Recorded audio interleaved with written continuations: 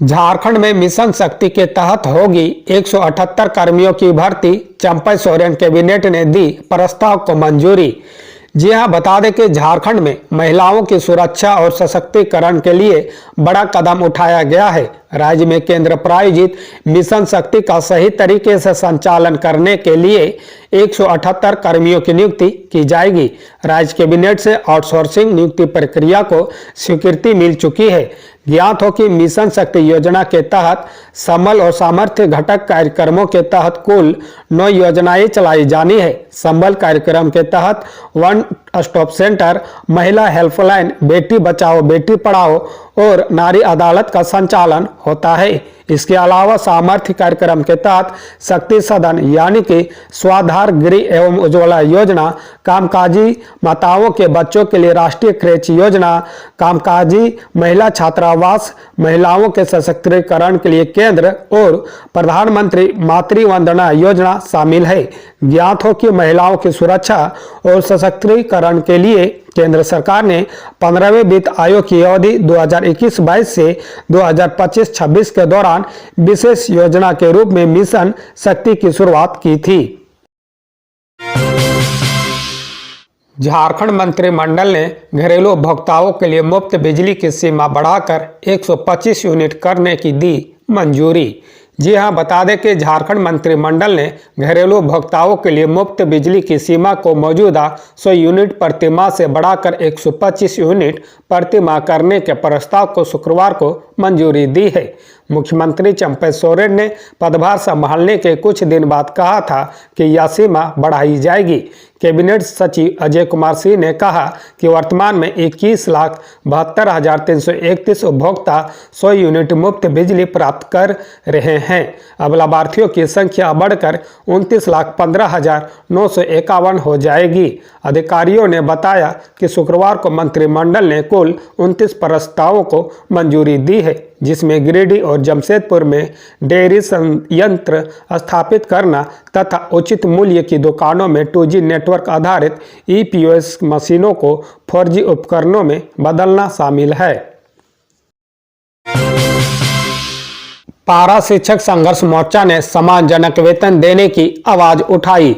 जी हां, बता दें कि झारखंड सहायक अध्यापक संघर्ष मोर्चा ने मुख्यमंत्री चंपई सोरेन से 20 वर्षों से कार्यरत झारखंड के सहायक अध्यापकों के भविष्य को सुरक्षित करते हुए सम्मानजनक वेतन देने की आवाज उठाई है। उनका कहना है कि सहायक अध्यापकों के लिए बनाई गई नियमावली के प्रावधान को अविलंब लागू किया जाए। नियमावली में अंकित अनुकंपा का लाभ वेतनमान EPF तथा शहरी क्षेत्र के सहायक अध्यापकों की वार्षिक वेतन वृद्धि जैसे प्रावधान को अब तक लागू नहीं किया गया है। इस पर जल्द फैसला किया जाए। मंत्रिमंडल में नहीं होने के बावजूद भी मैं पावरफुल, नाराज महिला विधायक ने दिया बयान। जी हां, बता दें कि कांग्रेस कोटे के मंत्रियों में बदलाव नहीं होने से नाराज विधायकों में एक अंबा प्रसाद ने कहा कि वह मंत्रिमंडल में नहीं रहकर भी पावरफुल है। हालांकि उन्होंने एक बार फिर कहा कि यह सही है कि मंत्री के पास जनता की उम्मीदों पर खरा उतरने की संभावनाएं अधिक होती है। अगर वह विधायकों द्वारा उठाए गए मुद्दों के समाधान के लिए गंभीर हो जाए तो जनता का भला होगा, लेकिन ऐसा नहीं हो रहा। इसी बात को लेकर कांग्रेस के विधायक नाराज थे। उन्होंने आला कमान को इससे अवगत करा दिया गया है। पेपर लीक के सवाल पर उन्होंने कहा कि झारखंड कर्मचारी चयन आयोग में ऐसे अधिकारियों को बैठाया गया है जिनका वे लोग विरोध कर चुके हैं। JSSC पेपर लीक के 2023 मामले में झारखंड के CM चंपई सोरेन का बड़ा बयान। जी हां, बता दें कि JSSC CGL 2023 पेपर लीक मामले में झारखंड के मुख्यमंत्री चंपई सोरेन ने बड़ा बयान दिया है। झारखंड विधानसभा के बजट सत्र के पहले दिन शुक्रवार को चंपई सोरेन ने विधानसभा परिसर में पत्रकारों से बातचीत के दौरान कहा कि झारखंड ही नहीं बल्कि पूरा देश पेपर लीक की समस्या से जूझ रहा है। उन्होंने कहा कि झारखंड के इस समस्या से निजात पाने के लिए हमारी सरकार ने स्पेशल इन्वेस्टिगेशन टीम बनाई है। बड़ी तेजी से इस मामले में जांच हो रही है। सभी आरोपी पकड़े जाएंगे। हमें थोड़ा इंतजार करना होगा क्योंकि जांच में थोड़ा समय तो लगता है। जांच के बाद आरोपियों की गिरफ्तारी भी होगी। बता दें कि झारखंड विधानसभा के बजट सत्र के पहले दिन शुक्रवार को भारतीय जनता पार्टी के विधायकों ने सदन के अंदर और बाहर झारखंड राज्य कर्मचारी चयन आयोग से आयोजित कराने वाली सीजीएल परीक्षा प्रश्न पत्र लीक मामले में जोरदार प्रदर्शन किया। सरकार से इसकी सीबीआई जांच की मांग की है। इसी पर मुख्यमंत्री की ओर से यह जवाब आया है। इससे पहले प्रदीप यादव ने विधानसभा में कहा कि प्रश्न पत्र लीक का होना बेहद चिंता का विषय है, लेकिन यह सिर्फ झारखंड में नहीं हो रहा। बुलडोजर बाबा के उत्तर प्रदेश समेत देश के 43 जगहों पर प्रश्न पत्र लीक हुए हैं। सरकार ने इसकी जांच के आदेश दिए हैं। स्पीकर रविंद्रनाथ महतो बोले, झारखंड अपने संसाधनों के कारण ही शोषण और दमन का शिकार रहा है। जी हां, बता दें कि झारखंड विधानसभा के बजट सत्र के पहले दिन स्पीकर रविंद्रनाथ महतो ने सदन को संबोधित किया। स्पीकर श्री महतो ने सदस्यों का स्वागत करते हुए कहा, पिछले 4 वर्षों के दौरान राज्य सरकार ने चुनाव में किए गए वादों के अनुरूप काम किया है। उन्होंने कहा कि राज्य की अंतिम पंक्ति में खड़े व्यक्ति के हितों की रक्षा को ध्यान में रखते हुए काम किया गया है। यह राज्य अपने संसाधनों के कारण ही शोषण और दमन का शिकार रहा है, लेकिन इतिहास साक्षी है कि हर दमन और शोषण का प्रतिकार कर यह राज्य हमेशा पूरी मजबूती के साथ खड़ा हुआ। उन्होंने कहा कि 2019 में राज्य की जनता का जनमत स्पष्ट था, लेकिन विभिन्न परिस्थितियों के कारण जो अस्थिरता उत्पन्न हुई है, इसी कारण आज उसी जनमत पर आधारित एक नई सरकार बनी है। इस नए मंत्रिमंडल में 2 नए युवाओं चेहरों को मौका मिला है। स्पीकर ने कहा कि मुझे विश्वास है कि आप दोनों मंत्रीगण दिसोम गुरु शिबू सोरेन द्वारा क्रांति की जो अलख जलाई गई है उसे बुझने नहीं देंगे। स्पीकर श्री महतो ने कहा कि बजट राज्य के आय व्यय का दर्पण होता है, जिसके माध्यम से आप सभी को अवसर मिलेंगे कि सरकार के वित्तीय प्रबंधन की समीक्षा करें तथा जिन क्षेत्रों में विकास की ज़्यादा जरूरत है उन क्षेत्रों में सरकार को ज़्यादा राशि के निवेश के लिए परामर्श दे। बजट प्रस्ताव और अनुदान की मांगें और कटौती प्रस्ताव पर चर्चा के दौरान सदस्य सार्थक सुझाव दें। झारखंड राज्य वित्त आयोग का गठन, अध्यक्ष बने एपीसी हरीश्वर दयाल सदस्य। जी हां, बता दें कि झारखंड राज्य वित्त आयोग का गठन हो गया है। रिटायर्ड आईएएस अमरेंद्र प्रताप सिंह को आयोग का अध्यक्ष नियुक्त किया गया है। वहीं प्रसिद्ध अर्थशास्त्री और संत जेवियर कॉलेज के एसोसिएट प्रोफेसर हरीश्वर दयाल आयोग के सदस्य बनाए गए हैं। झारखंड के पंचायती राज निदेशक आयोग के पदेन सदस्य होंगे। राज्य सरकार के प्रस्ताव के आलोक में राज्यपाल सीपी राधाकृष्णन ने आयोग के अध्यक्ष और सदस्यों की नियुक्ति की है।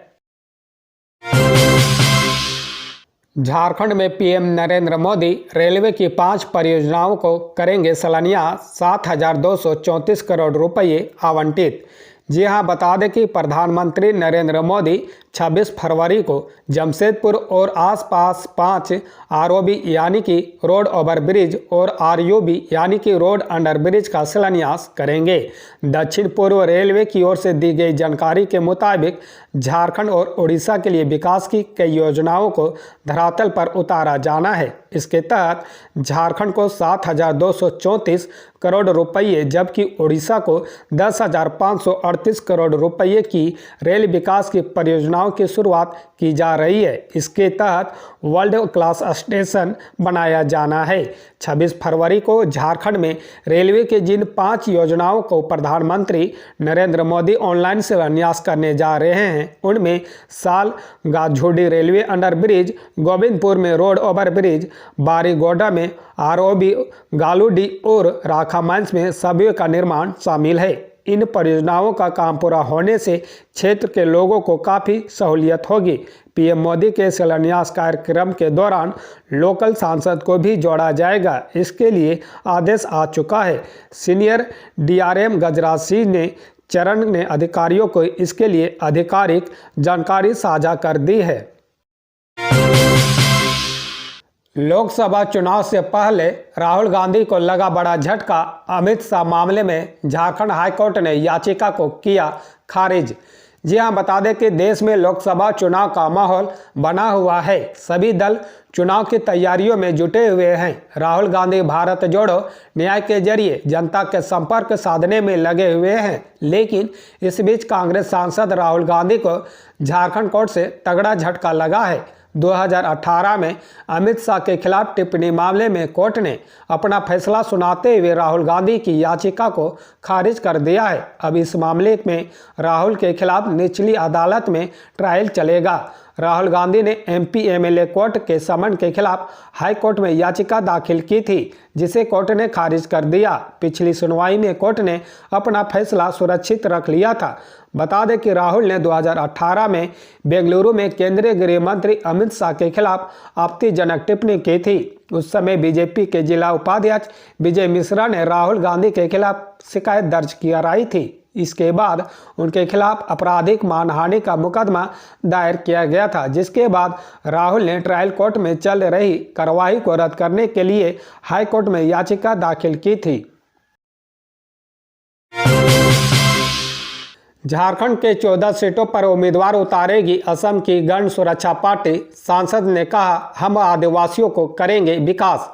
जी हां, असम के कोकराझार सांसद नव कुमार सरनिया ने कहा है कि आगामी लोकसभा चुनाव में उनकी गण सुरक्षा पार्टी राज्य की 14 लोकसभा सीटों पर अपने प्रत्याशी मैदान में उतारेगी। इसे लेकर उनकी तैयारी चल रही है।